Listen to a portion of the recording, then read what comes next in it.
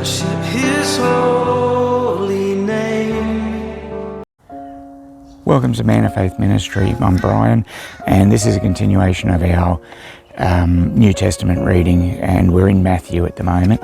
We're up to Matthew chapter 9. So we've just had the Sermon on the Mount over the last few days. So please just enjoy this. It's no frills, just reading straight out of the Bible.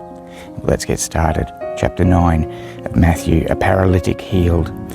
Getting into a boat, Jesus crossed over the sea and came to his own city, and they brought to him a paralytic lying on a bed.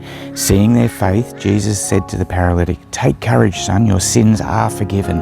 And some of the scribes said to themselves, "This fellow blasphemes." And Jesus, knowing their thoughts, said, "Why are you thinking evil in your hearts? Which is easier to say, 'Your sins are forgiven,' or to say, 'Get up and walk'?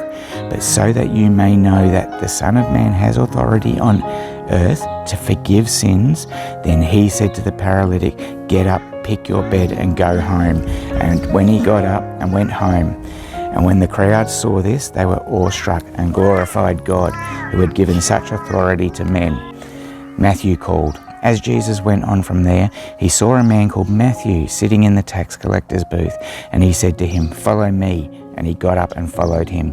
Then it happened that as Jesus was reclining at the table in the house, behold, many tax collectors and sinners came and were dining with Jesus and his disciples.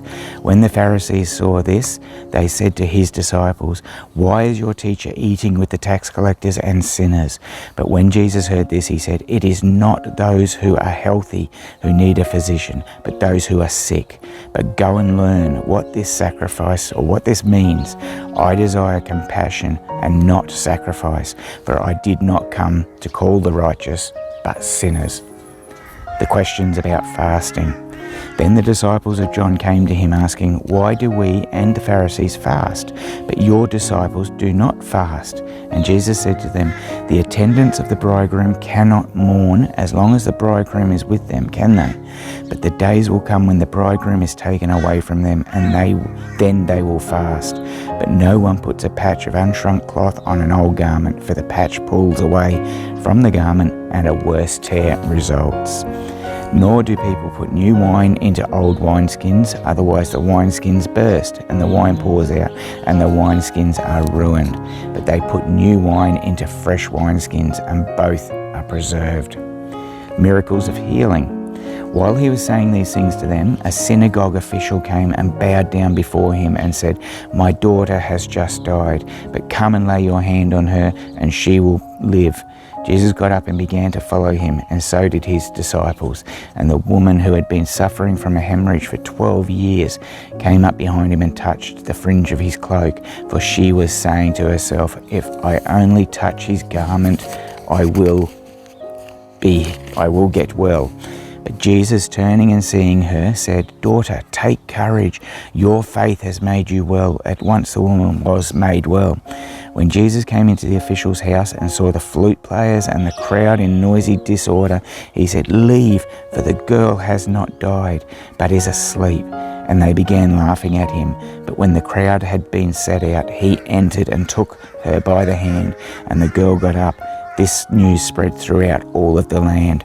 As Jesus went on from there, 2 blind men followed him, crying out, "Have mercy on us, Son of David." When he entered the house, the blind men came up to him, and Jesus said to them, "Do you believe that I am able to do this?" They said to him, "Yes, Lord." Then he touched their eyes, saying, "It shall be done to you according to your faith."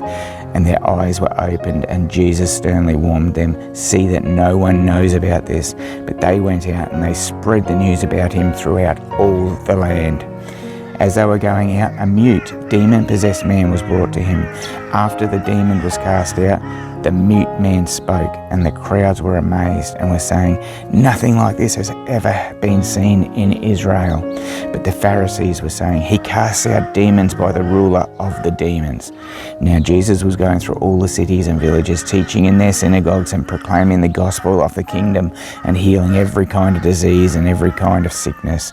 Seeing the people, he felt compassion for them, because they were distressed and dispirited like sheep without a shepherd. Then he said to his disciples, "The harvest is plenty, but the workers are few. Therefore beseech the Lord of the harvest to send out workers into his harvest." That's the end of chapter 9 of Matthew. I hope you've enjoyed that. I'll have another reading for you, which will be chapter 10 very soon. Until then, may God bless your day.